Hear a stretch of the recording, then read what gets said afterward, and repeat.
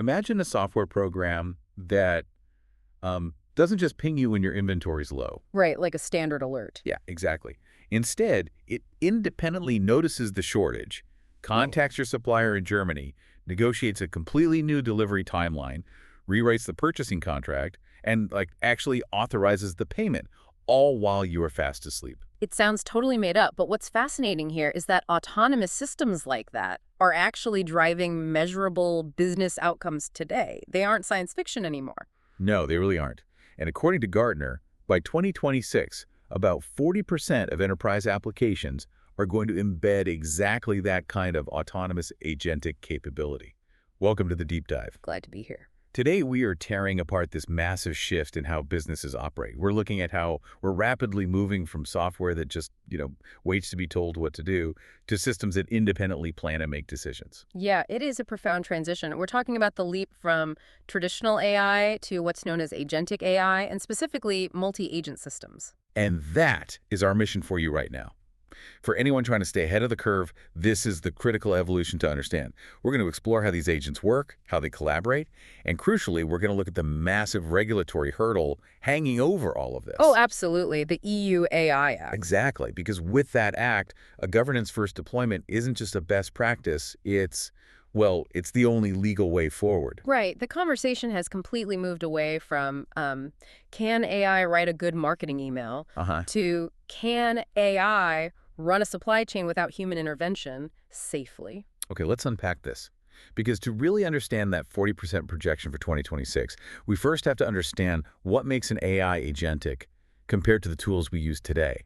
How is this fundamentally different from the generative AI tools we all have open in our browser tabs right now? Yeah, the dividing line there is agency.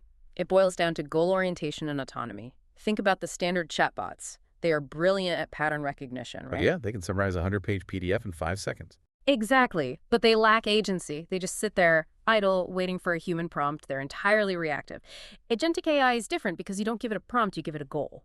So generative AI is like a brilliant intern who needs explicit step-by-step instructions for every single task. Right. And if they hit a wall, they just stop and wait for you to tell them what to do next. Yeah. But agentic AI is more like an autonomous project manager. Yeah. You hand them the final objective, they figure out the steps, and they just get it done.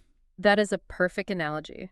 An agentic system reasons through uncertainty. It creates its own workflows.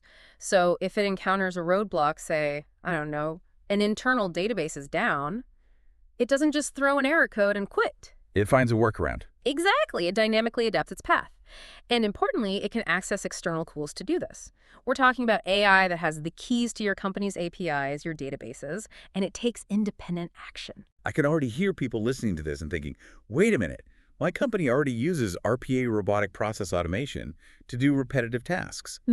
How is an agent different from a bot we deployed 5 years ago? It comes down to rigidity versus reasoning. RPA is basically a digital parrot. It mimics rigid human UI interactions. You record a script that says, click this button, copy this field, paste it there. Right. And if the software updates and the button moves 2 inches to the left, the whole bot breaks. It just clicks empty space. Precisely. It has no idea why it's clicking the button. Agentic AI doesn't rely on those fragile UI scripts. It operates at the logic layer, usually via APIs, and it actually reasons about the problem. The sources gave a really concrete example of this with a supply chain agent. With traditional AI, you'd ask, what's our current inventory level? And it just reads the database. Just spits back a number. Right. But an agentic system flips the script. It proactively monitors stock, predicts a shortage is coming next month, coordinates with suppliers, and automatically initiates a reorder within your predefined guardrails. And McKinsey suggests this kind of autonomous system could influence 15% of all business decisions by 2026. Which is huge. But if one autonomous project manager is that powerful, what happens when you have a whole team of them working across different departments? Well, that leads us to multi-agent systems. And this is where organizations are decomposing really complex processes into specialized agents. Like the product launch example from the research. Usually that takes massive human coordination across totally siloed departments. Yeah, but in a multi-agent system, you deploy a market research agent to analyze competitors right alongside a finance agent modeling the ROI. And then you add a compliance agent flagging risks, operations handling the supply chain, and marketing scheduling the campaigns. And they actively exchange context. They collectively optimize the strategy. This kind of collaborative autonomy is yielding um, 25 to 35% efficiency gains in really complex workflows. Okay, I have to push back on this, though. Wait, if you have a finance agent trying to cut budgets and a marketing agent trying to spend money, how do they not just get stuck in an endless loop of arguing? That's the big technical hurdle.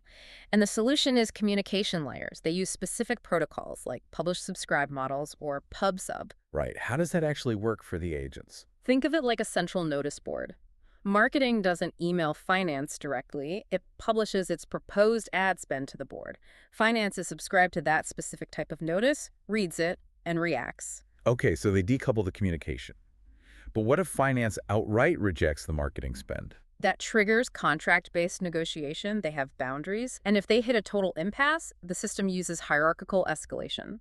Conflicts escalate to a supervisory agent or directly to a human manager. The sources also mention Byzantine fault-tolerant consensus algorithms. That sounds incredibly dense. Huh, it is a bit dense. But it's an elegant concept from computer science.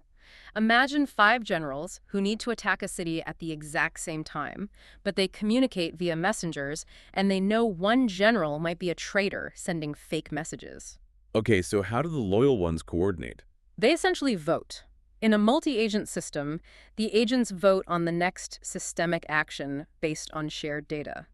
If one agent glitches and proposes something absurd, the consensus algorithm ensures the other agents outvote it and ignore the bad data. That makes total sense, so they don't freeze the whole network? But wait, if we have these algorithms executing massive supply chain shifts, who goes to jail if it breaks a law? Because an algorithm can't pay a fine. And if we connect this to the bigger picture, that exact risk is why regulators are stepping in so aggressively right now. Right, the EU AI Act. Exactly. The Act classifies agentic systems as high risk if they influence significant business decisions or affect fundamental rights. And the fines are staggering, up to 30 million euros or 6% of annual global turnover. Yes, 6% of turnover for a multinational is a boardroom clearing fine, which is why governance mandates are non-negotiable.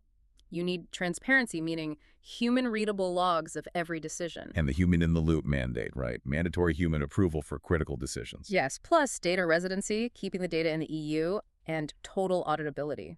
This requires AI lead architecture. You have to create AI governance boards and build automated circuit breakers. Circuit breakers. Like, what does that actually look like in the code? It's an automated safeguard that halts agents if they exceed confidence thresholds. If an agent tries to execute a trade that violates compliance, the circuit breaker trips, instantly revokes its API access, and flags a human. Wow. And the agentic AI market is growing at a 33.76% CAGR. But the European compliance-first vendors like Mistral AI are capturing huge market share because of these laws. Because governance is foundational now.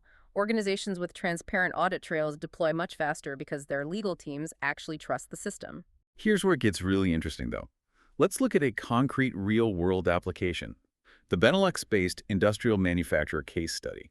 Oh, this is a phenomenal example. They had 12 facilities struggling with manual forecasting and entirely reactive inventory. Yeah, they had 18-month lead times for planning changes. 18 months. And they were missing out on over 2 million euros annually. So AetherMind implemented a multi-agent system for them, a demand forecast agent that hit 94% accuracy, an inventory optimization agent, a production schedule agent, and a human review agent. But the critical piece was the compliance agent monitoring EU emissions. And it didn't just file reports. It actively adjusted production parameters to keep the factories legal in real time. Exactly. If it saw an emission swake, it would automatically tell the production agent to, say, throttle down a specific machine. But they baked governance in. Decisions affecting more than 5% of capacity required a human in the loop. Right, and automated checks prevented environmental violations. The results were incredible. Planning cycles compressed from 18 months to just 8 weeks. 8 weeks down from a year and a half. And cost savings hit 2.4 million euros annually, with 100% adherence to emissions targets. 0 violations. It proves that governance-first architecture drives real speed and savings safely. Seeing those 2.4 million euro results, obviously organizations want to jump straight in. But jumping in without a foundation gets you those 30 million euro fines. So how does an organization actually prepare? Readiness requires evaluating 5 specific dimensions: data, technical architecture, governance, culture, and regulatory alignment. Okay, so after evaluating those, what's the actual implementation roadmap look like? It's 4 phases. First, a readiness assessment to get maturity reports. Second, a governance blueprint where you co-design the oversight. And the automated circuit breakers. Exactly. Phase 3 is pilot agent development, validating in a totally controlled environment. And then Yeah. phase 4 is scale. And scaling requires establishing an AI Center of Excellence, or a COE.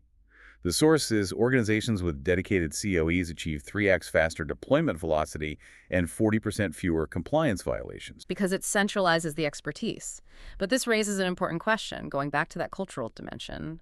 Are your data and your people actually ready to trust an autonomous system? That's a huge hurdle. Change management is just as critical as the tech here. Absolutely. People have to learn to manage a hybrid workforce of humans and software agents. So what does this all mean for you listening? Let's distill the key takeaways. Agentic AI is moving enterprise tech from reactive to completely autonomous. Multi-agent systems multiply that efficiency dramatically. But none of it works in Europe without strict governance-first architecture built specifically for the EU AI Act. Right. And I'd like to leave you with a final thought to mull over. We talked about how these multi-agent systems use contract-based negotiation and consensus algorithms to reach agreement in milliseconds. Yeah. Well, we're fundamentally outsourcing the human act of compromise. If software agents are doing the negotiating, the compromising, and the decision-making behind the scenes, how will that change the role of human leadership in the businesses of tomorrow? Oh, right. Like, are human leaders simply becoming the escalation workflow? That is deeply unsettling, but a perfect point to end on. It brings us right back to that Gardner 40% projection. The tech is here, we just have to figure out our place in it. Thanks for joining us on this deep dive, and we'll catch you next time.